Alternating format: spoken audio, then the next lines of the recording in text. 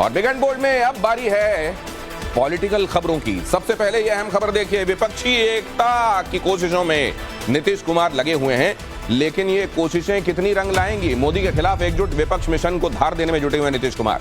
दिल्ली में राहुल गांधी और कांग्रेस अध्यक्ष मल्लिकार्जुन खड़गे से मुलाकात के बाद कांग्रेस और जेडीयू नेताओं का बड़ा बयान। कहा, जल्द ही विपक्षी पार्टियों की एक और बड़ी बैठक होगी, तारीख और जगह का ऐलान 1-2 दिन में कर दिया जाएगा।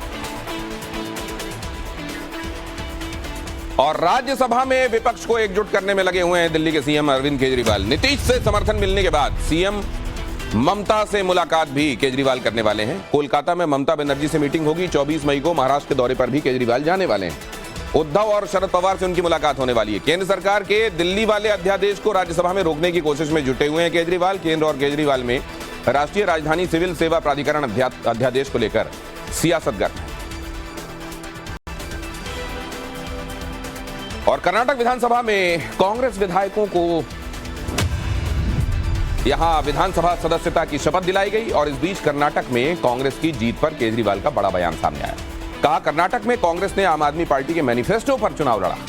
हमारे मैनिफेस्टो के कारण कांग्रेस को जीत मिली, ये केजरीवाल ने दावा कर दिया। आम आदमी पार्टी में पूरे देश की सियासत को बदलने की ताकत है, केजरीवाल का दावा ये तक है। मतलब कांग्रेस यहां जीती वो केजरीवाल की बदौलत जीती, ये कहना है अरविंद केजरीवाल।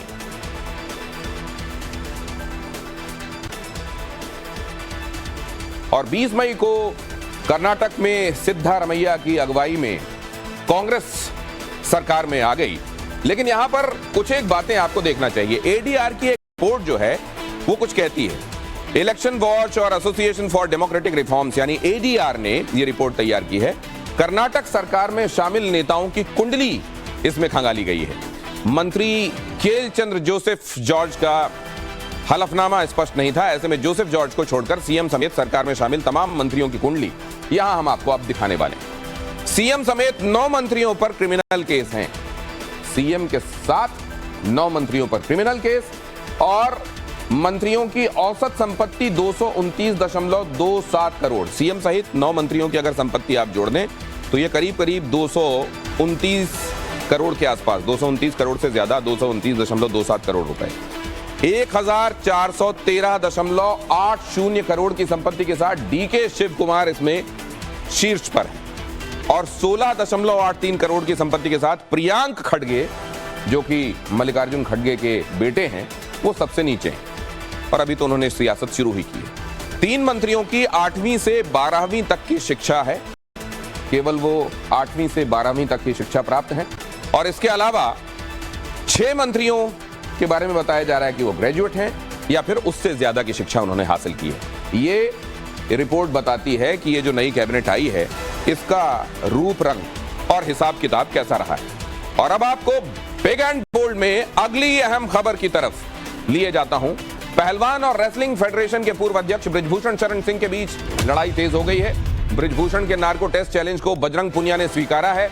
कल बृजभूषण ने फेसबुक पोस्ट लिखकर पहलवानों को दी थी चुनौती। पुनिया ने कहा, सुप्रीम कोर्ट की निगरानी में होना चाहिए लाई डिटेक्टर टेस्ट, लाइव प्रसारण का भी प्रावधान किया जाए। बृजभूषण की गिरफ्तारी को लेकर 30 दिन से जंतर मंतर पर धरने पर हैं पहलवान। कल निकालेंगे कैंडल मार्च। और अब आपको दिखाता हूं big and bold political quick tick. मौलाना अरशद मदनी के बजरंग दल पर बैन लगाने वाले बयान पर विश्व हिंदू परिषद ने पलटवार किया है। प्रवक्ता विनोद बंसल ने कहा, बजरंग दल पर कीचड़ उछालते उछालते मदनी खुद ही गहरे दलदल में फंस गए हैं। 29 साल पुराने संगठन पर 70 साल पहले बैन लगाने की बातें कह रहे हैं। एनसीबी के पूर्व अधिकारी समीर वानखेड़े को आज बॉम्बे हाईकोर्ट ने शाहरुख खान के साथ चैट वायरल होने की फटकार लगाते हुए पूछा, क्या चैट लीक करने के लिए आप जिम्मेदार हैं? इसके साथ कोर्ट ने वानखेड़े को दिए गए अंतरिम संरक्षण को बढ़ाकर 8 जून यानी अगली सुनवाई तक कर दिया है। मुंबई में आज एनसीपी के प्रदेश अध्यक्ष जयंत पाटिल से ईडी ने मनी लॉन्ड्रिंग केस में पूछताछ की। इस दौरान ईडी ऑफिस के बाहर पाटिल के समर्थकों और कार्यकर्ताओं ने जमकर नारेबाजी की। अधिकारियों ने पाटिल से कोहिनूर सीटीएनएल में इक्विटी इन्वेस्टमेंट को लेकर सवाल पूछे। बीएमसी चुनाव को लेकर बीजेपी विधायक आशीष शेलार ने उद्धव ठाकरे पर निशाना साधा। शेलार ने दावा किया कि मुंबई की जनता बीते 25 सालों से शिवसेना और उद्धव ठाकरे के नेतृत्व को नकार रही है और बीएमसी चुनाव में उद्धव गुट 50 का आंकड़ा भी पार नहीं कर पाएगा। डीके शिव कुमार के मंत्री न बन पाने से उनके भाई डीके सुरेश नाखुश हैं। उन्होंने कहा कि जनता के हित में इस फैसले को स्वीकार करता हूं, लेकिन व्यक्तिगत तौर पर इससे खुश नहीं हूं। भविष्य में देखेंगे क्या करना है क्या नहीं, क्योंकि अभी रास्ता लंबा है।